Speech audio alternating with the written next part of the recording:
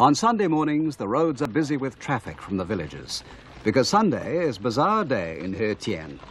People come from the Kunlun mountains and from the next oasis across the desert to buy and sell.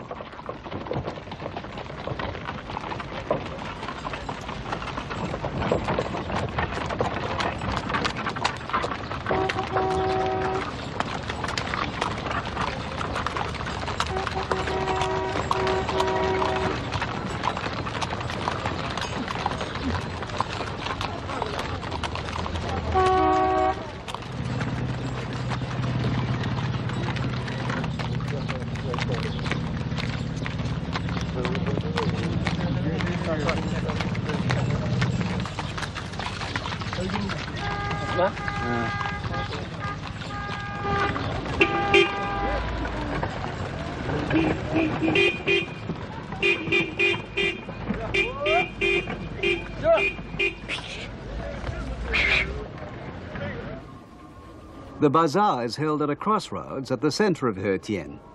On the road leading from the east to the crossroads, there are lines of stalls for about 500 meters, a quarter of a mile. By noon, it's so busy it seems that everybody in the entire town is there.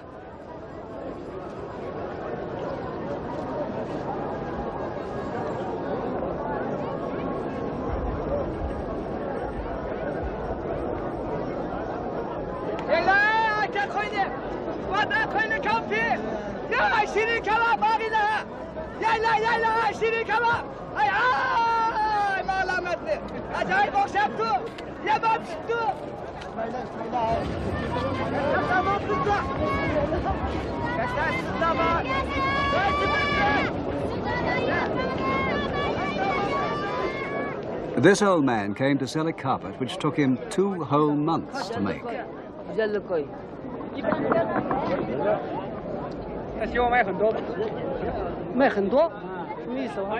The shoe shop is a popular place with young girls.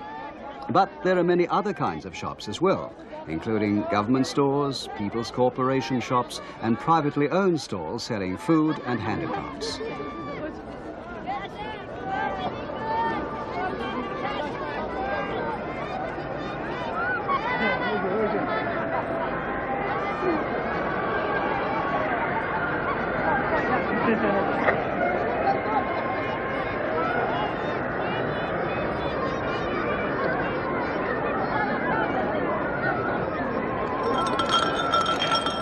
The shops are quite simple, but they can provide everything the people need.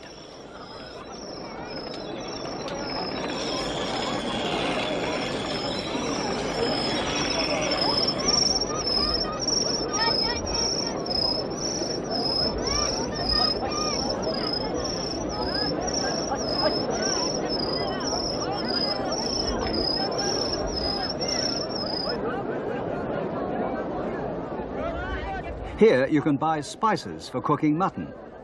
Each bag is full of a different spice, and there are 97 of them.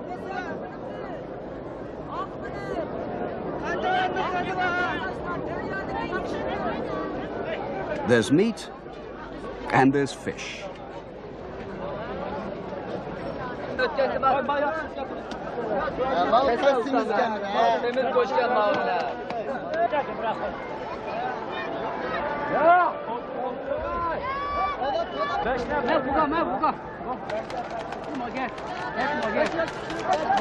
These skewers are not of chicken, as they would be in Japan, but of mutton. They call it shish kebab.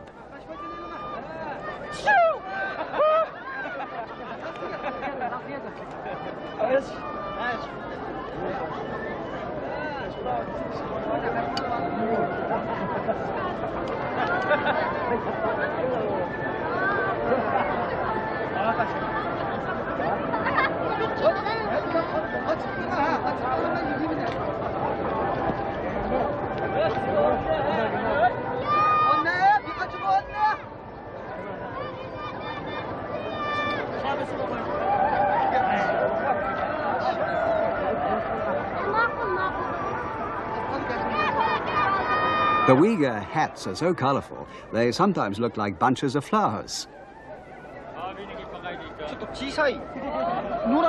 This one's too small, I can't get it on.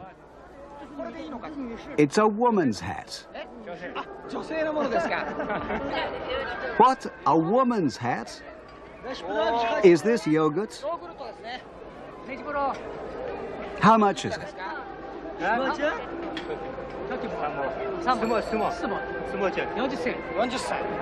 How many have you sold today?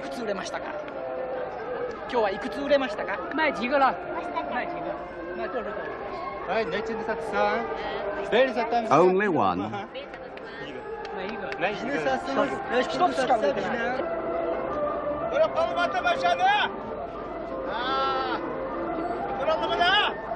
Here in a restaurant, they're selling freshly baked bread.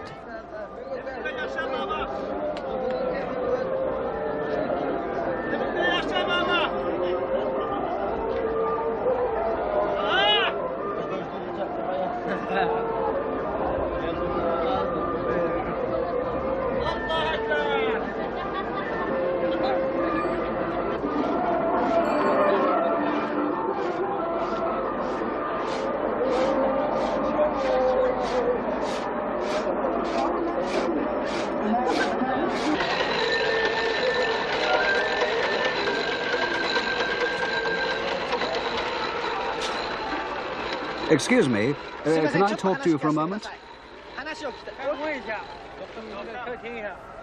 Where did the ice come from?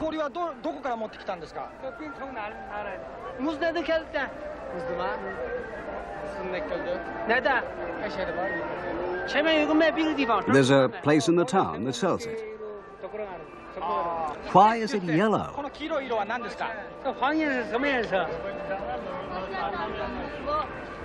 It's made of egg.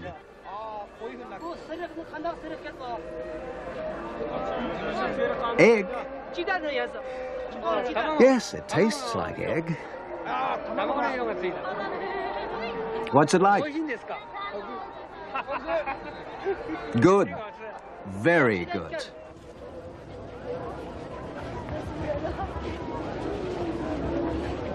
They say the people of Hotan like to come to the bazaar whether they want to buy and sell or not. The Uyghurs love a crowd, and the bazaar is a weekly treat for them.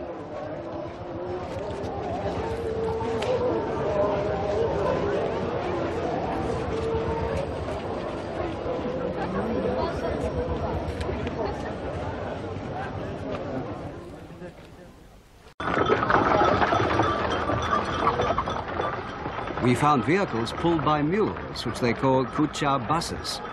It only costs about 7 American cents to ride the bus. This day they were doing good business because it was market day, and families all in their best clothes were crowding into the town centre.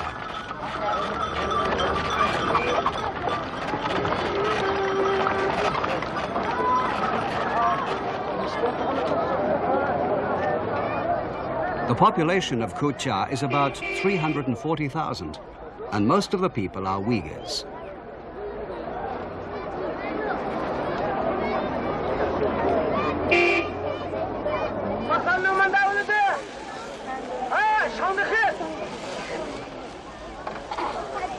Their favorite food is pieces of mutton cooked on skewers and called shish kebab. One skewer only costs a couple of cents.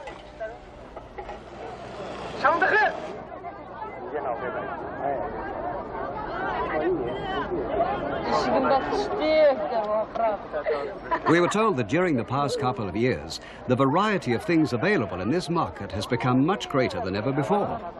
When we were there, the most popular item seemed to be nylon clothing.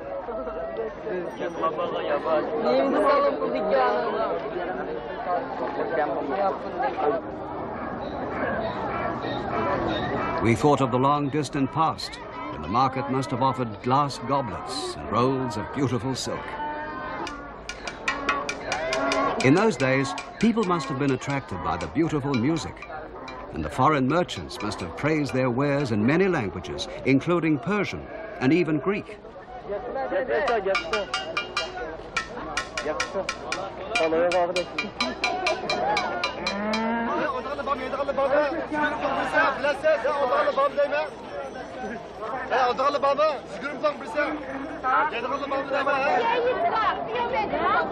Our guide told us that Kuça is famous for two things: music and wonderful fruit. The water from the melting snow makes the fruit trees grow strong, and the dry desert air makes the fruit sweet.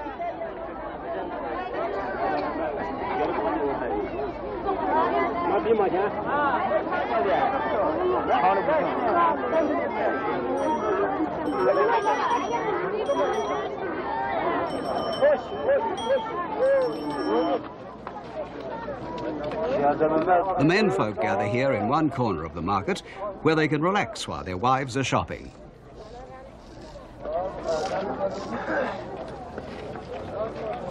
For the market is a place of pleasure as well as business.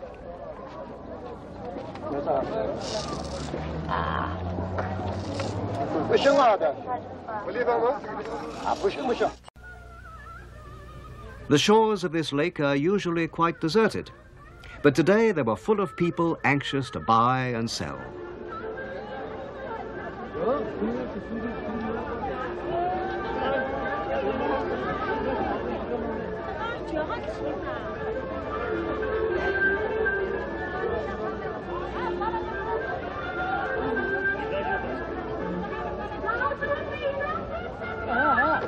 We were told that for the past 2 or 3 years, the people had much more money than in the past. So now they brought things from as far away as Beijing and Shanghai to sell at the market. There were clothes, paper, mirrors, soap, and all kinds of daily necessities.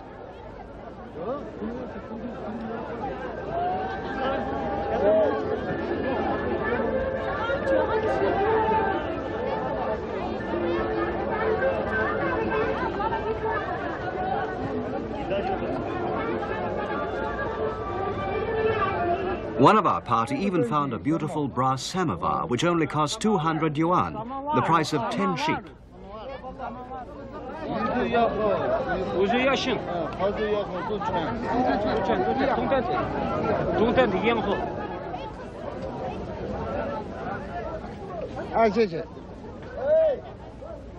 But the most popular item was a sort of black cloth, which they used to make women's skirts.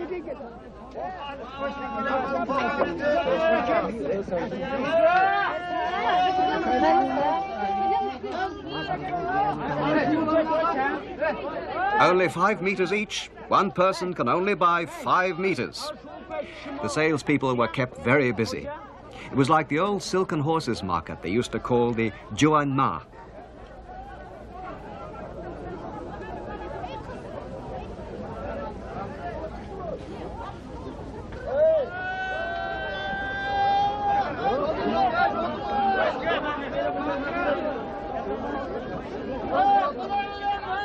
They're good, try some.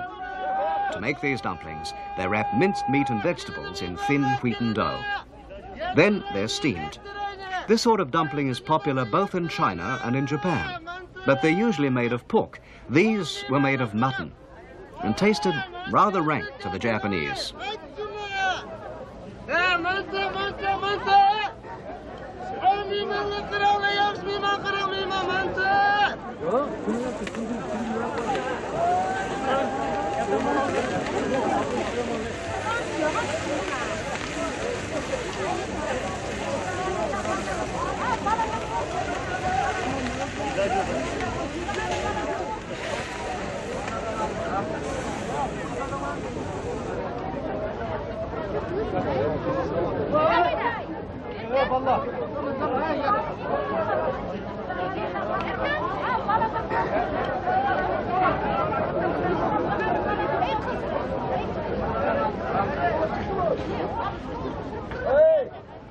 We saw people of many different racial types, with different faces. There were Uyghurs, Kazakhs, Shibo, Tajiks, and so forth. The market was a real mixture of the races.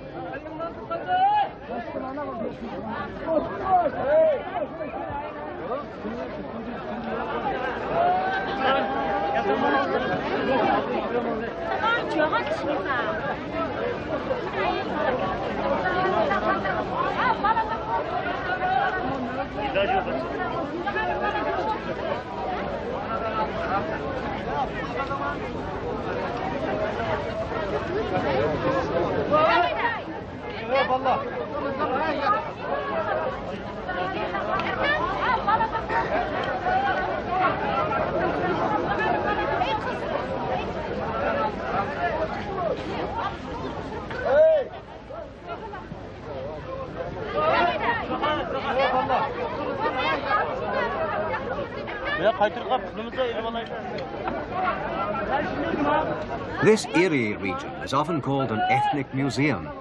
It only has a small population, but as many as 13 or 14 different racial groups are represented. In China, every race except the native Chinese is called a minority group.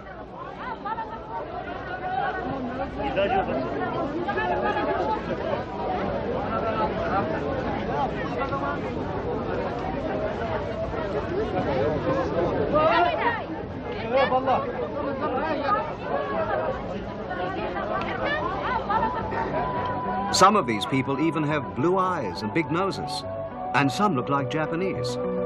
Every race has its own history, its own language, and its own style of dress and customs. But although the peoples have different tribal names, like Uzbek, Tatar, Kyrgyz, or Dabor, and different customs, they all lead basically similar nomadic lives. The sky, the lakes, and the vast steppes are home to all these people. And their lives are still much as they were when the Chinese first wrote about their ancestors more than 2,000 years ago. Nomads are different from agricultural people, whose way of life develops and changes continuously. For nomads, there is simply the everyday necessity of living in harmony with nature. Otherwise, they can't survive. And this situation never changes. Perhaps some ancestral memory of the nomadic way of life is why the Silk Road seems so romantic and exciting to many people.